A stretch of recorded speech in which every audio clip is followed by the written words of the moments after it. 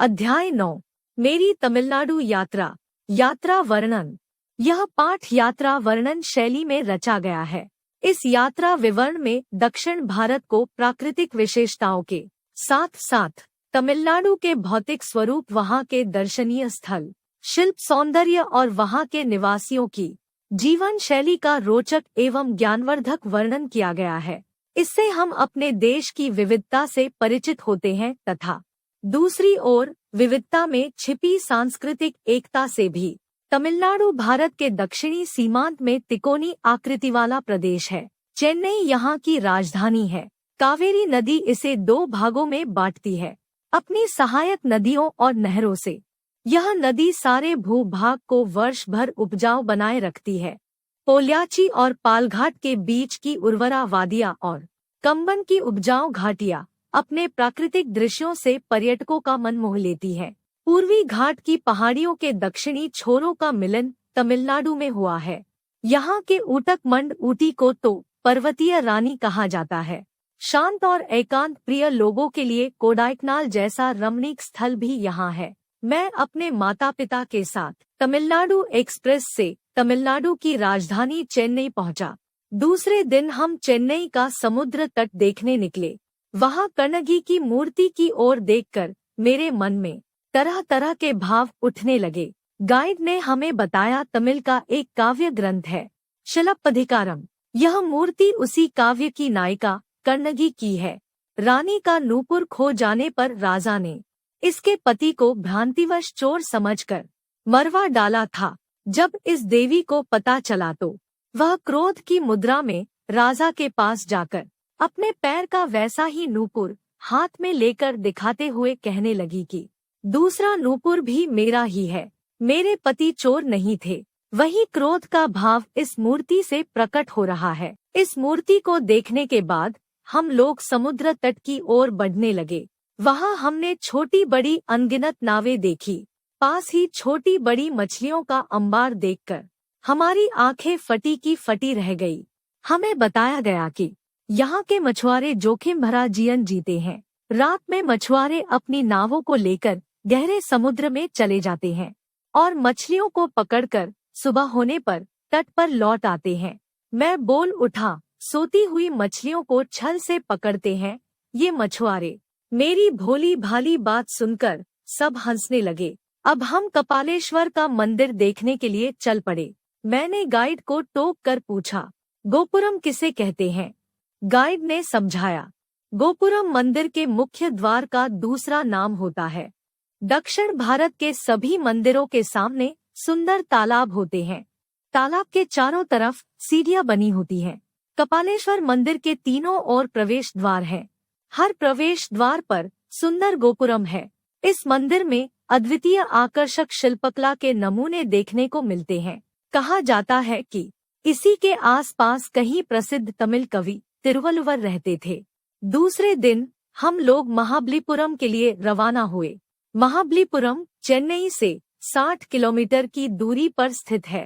पल्लव राजाओं के स्मारक के रूप में इसका विशिष्ट स्थान है। यहाँ के गुफा मंदिर, रथ और दीवार पर अंकित चित्र विशेष रूप से दर्शनीय है। यहाँ की शिल्पकला 7वीं सदी की है। यहाँ के कई मंदिरों ने तो समय के साथ जल समाधि ले ली थी। अब एक ही मंदिर शेष है। मंदिर पत्थरों को तराशकर रथ के आकार में बनाए गए हैं। इस प्रकार कुल 6 रथ मंदिर हैं। इनमें 5 पांडवों के नाम पर है और 6ठा द्रौपदी के नाम पर। कृष्ण मंडप के सामने तपस्या करते अर्जुन की प्रतिमा है। शिल्पकला की दृष्टि से यह अद्भुत है। पूर्व निर्धारित कार्यक्रम के अनुसार हम अगले दिन बस में बैठकर तमिलनाडु के अन्य दर्शनीय स्थलों को देखने निकले। हम कांचीपुरम जा पहुँचे। गाइड ने हमें बताया, अयोध्या, मथुरा, मायापुरी, काशी, कांची, अवंती और द्वारिका ये भारत की सप्तपुरिया इतिहास प्रसिद्ध है। 6ठी शताब्दी के पल्लव राजाओं ने कांचीपुरम में अनेक बड़े बड़े मंदिर बनवाए थे। आज इस नगर में 130 से भी अधिक मंदिर हैं। शंकराचार्य, रामानुजाचार्य आदि महापुरुषों का कार्यक्षेत्र यही भूमि रही है। संस्कृत के प्रसिद्ध कवि दंडी और भारवी पल्लव राजाओं के दरबार में ही थे। हमें बताया गया कांचीपुरम रेशमी साड़ियों के लिए प्रसिद्ध है। यहाँ की रेशमी साड़ियों पर कारीगरी और जरी का काम अद्भुत होता है। पूरे देश में यहाँ की साड़ियाँ बिकती हैं। कांचीपुरम के मंदिरों के दर्शन के बाद हम चिदम्बरम जा पहुँचे। गाइड ने चिदम्बरम की विशेषता बतलाई। तमिलनाडु के पवित्र स्थानों में चिदम्बरम का स्थान सर्वोपरि है। नटराज की प्रसिद्ध मूर्ति यहीं पर है। नटराज शिव की नृत्य मुद्रा में है। इस मंदिर का निर्माण 6वीं शताब्दी में हुआ था। नटराज की मूर्ति और शिल्प कला को देखकर हम लोग चकित रह गए। त्रिचिरापल्ली में आकर हम लोग श्रीरंगम का प्रसिद्ध मंदिर देखने गए। यह मंदिर रंगनाथ के मंदिर के नाम से जाना जाता है। इस मंदिर में कुल 7 परकोटे हैं। इस मंदिर की लंबाई 3000 फुट और चौड़ाई 2800 फुट है। ऐसा विशाल मंदिर भारत में और कहीं नहीं है। श्री रंगनाथ के मंदिर में भगवान शेषशायी की भव्य मूर्ति प्रतिष्ठित है। इसकी 7 मंजिलों पर विशाल गोपुरम निर्मित किए गए हैं। इसके बाद हम प्रसिद्ध नगर मदुरै पहुँचे। यहाँ हमने मीनाक्षी मंदिर देखा। यह मंदिर अपनी सुंदरता और भव्यता के लिए विश्व भर में प्रसिद्ध है। ऐसा कहा जाता है कि मीनाक्षी देवी स्वयं पांड्य नरेश की पुत्री थी।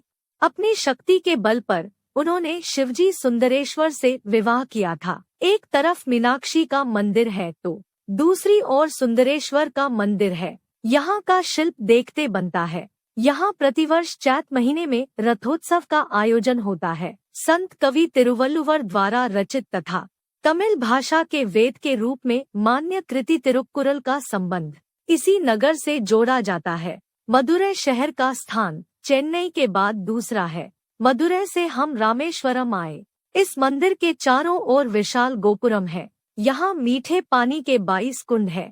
इसके बाद हम रात्रि बस द्वारा कन्याकुमारी जा पहुँचे। यह स्थान 3 सागरों अरब सागर, हिंद महासागर और बंगाल की खाड़ी के संगम स्थल पर है। यहाँ समुद्र के किनारे विभिन्न रंगों की रेत मिलती है। यहाँ हम विवेकानंद स्मारक देखने गए। स्वामी विवेकानंद अमेरिका जाने से पहले इसी स्थान पर समुद्र के बीच एक चट्टान पर ध्यानमग्न हुए थे। इसी चट्टान पर संगमरमर का भव्य स्मारक निर्मित हुआ है। कन्याकुमारी में सूर्योदय और सूर्यास्त के सुंदर दृश्य देखने के लिए हमें एक दिन रुकना पड़ा। यहाँ हमने शंख और सीपी की बनी चीजें खरीदी। अगले दिन हम तिरुपति के लिए रवाना हो गए। यह यात्रा मुझे सदा